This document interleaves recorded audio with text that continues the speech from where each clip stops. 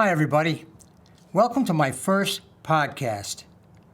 This podcast is going to discuss how Pappy originally got started.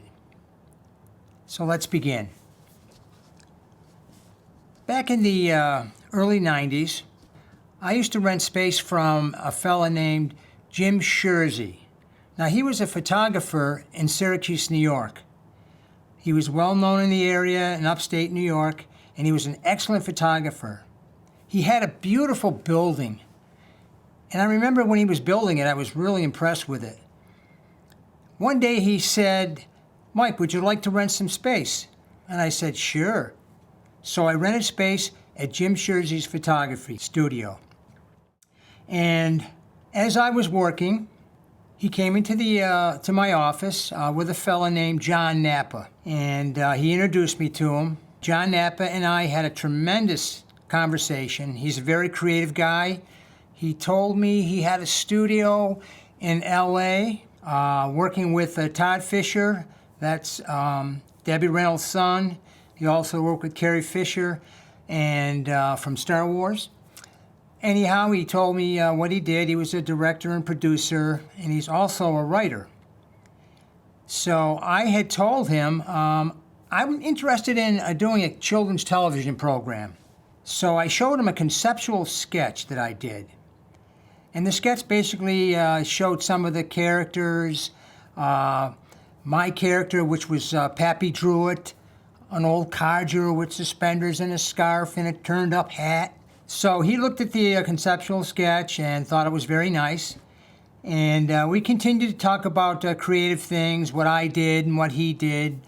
At the end of the conversation, he left. Well, a few days later, John called me up and told me that he was interested in the project. So John and I got together and we brainstormed on some ideas. And he told me that it was important that the first thing that we do is create a pilot. So John and I got together at my garage, and I started to make the set and some props, and he wrote the script for the first pilot. And after the pilot was completed, he managed to secure $50,000 as startup funds. So with that money,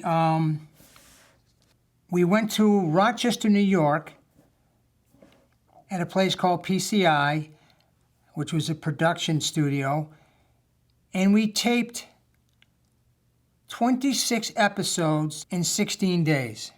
That's 26 episodes in 16 days. That's amazing.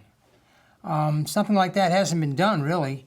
It's an incredible feat. So what happened was, before we went to Rochester to shoot the shows, John and I were in my garage. He was writing. He was working out all the camera angles, etc., while I was making the puppets. And he wrote all the descriptions of the puppets. For instance, Buddy Bear, Turtle Lou, Chucky Woodchuckle, Elmer. He came up with Fish Face, Lily, Binky the Brush, Pumpkin Pop, and Pump Kid, and Donkey Dan. Now, these are all the names that John came up with. After he gave me the description, I began to build all the puppets, all the sets, and backgrounds.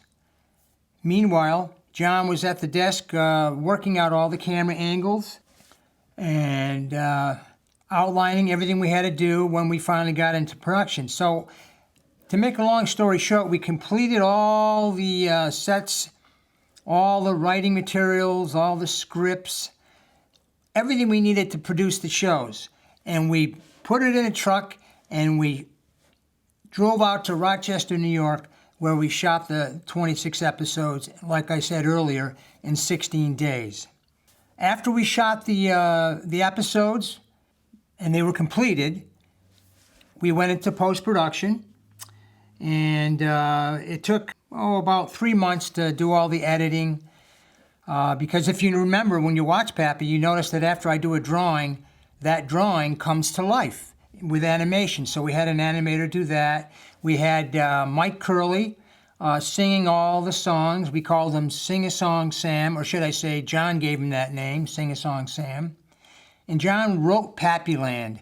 So he did a wonderful job creating this wonderful, fun atmosphere for me, Pappy Druitt, to be in.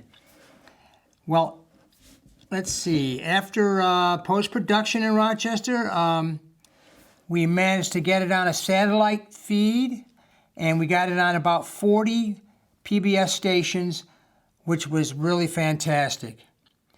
And it was quite an accomplishment. It was probably the most creative time in my entire life.